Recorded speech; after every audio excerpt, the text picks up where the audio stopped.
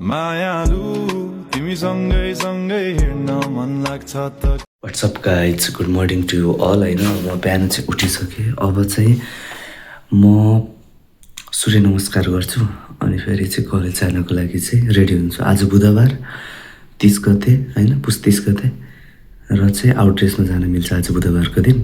त्यही भएर चाहिँ म चाहिँ अहिले सूर्य नमस्कार गर्छु। हेरौँ मन परेको कति भो।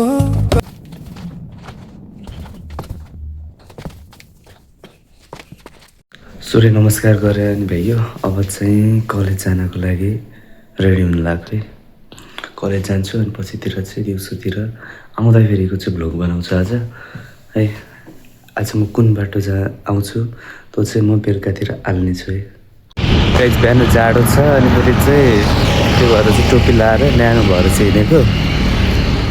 अब कलेज पनि आउनु लाग्यो। अब यहाँ चाहिँ बाइपास रोडबाट चाहिँ ठिक्क यो भरतपुर मावि स्कुल छ, त्यहाँबाट चाहिँ भित्र गयो भनेपछि कलेज आउँछ। हिँड्दा हिँड्दा अब कलेज पनि आयो होइन। कलेज अगाडि ठिक्क छु। हेलो गाइस, अङ्कल हुनुहुन्छ होइन। अङ्कल चाहिँ हाम्रो चाहिँ ठिक्क कलेज अगाडि पुस्तक पसलबाट हुनुहुन्छ। मेरो कलेज पनि छुट्टी भयो 11 बजे।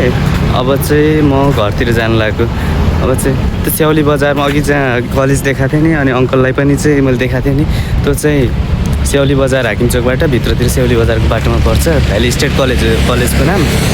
अब चाहिँ त्यहाँबाट अब यता बाइपास रोड हुँदै हुलाकचोक चाहिँ जानु लाग्यो घर है। डिजेल पेट्रोल के हाल्नु पऱ्यो भने यहाँ आउन मिल्छ। यो साझा पेट्रोल पम्प छ यहाँ। यस्तो स्पिडमा गाडीहरू चल्छन्। अब चाहिँ एकैचोटि चाहिँ बाटो काट्छु भन्दाखेरि एक्सिडेन्ट हुनसक्ने सम्भावना हुन्छ। त्यही भएर म वेट गर्दै बाटो काट्नु लाग्यो है। बाटो नि काटियो गाइस है। अब घरतिर लाग्यो। घर पनि आइपुगेँ गाइस। अब चाहिँ एकछिनमा खानासाना खान्छु अनि फेरि चाहिँ के होमवर्क सँगसँगै केही गर्छु अनि फेरि गाइस अहिले चाहिँ 2 बज्यो अनि फेरि मिठो घाम लागेको छ। त्यही भएर म माथि चाहिँ घाम ताप्दै अनि एकछिन चाहिँ कपी लिएर आएको छु, भिडियो हेर्दै एकछिन पढ्छु अनि फेरि तल गएर चाहिँ आज चाहिँ अब चिया धेरै भयो। आज ग्रिन टी खान्छु। ग्रिन टी चाहिँ तातो पानीमा हालेर गऱ्यो भने फोकस पनि बढ्छ अनि फ्रेस पनि भइन्छ नि त। अनि त्यही भएर चाहिँ ग्रिन टी खान्छु तल गएर। अहिले चिया चाहिँ धेरै कम गर्छु के। चिया चाहिँ खाएपछि चाहिँ खायो नि, नखाएपछि टाउको दुखे जस्तो हुने, कस्तो हुने। त्यही भएर अलिक कम गरेको है चिया चाहिँ। यहाँ तातो पानी छ र यतातिर चाहिँ ग्रिन टी छ है।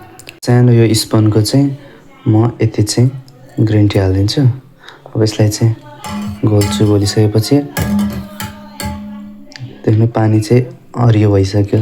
एकछिनमा चाहिँ यो खानेयुक्त हुन्छ अनि फेरि म यसलाई चाहिँ हस् गाइज, आजको भिडियोलाई चाहिँ म यहीँ एन्ड गर्छु। अब चाहिँ म भोलि चाहिँ नयाँ भ्लग लिएर आउँछु है। बाई।